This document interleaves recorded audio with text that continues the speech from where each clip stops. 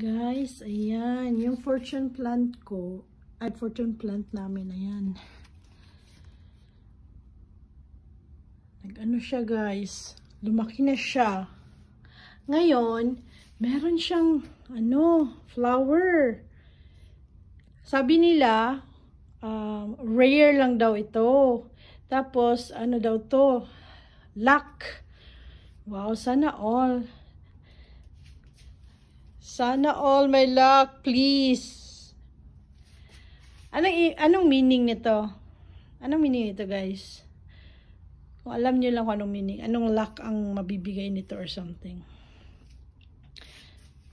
Wealth, charot. Sana all.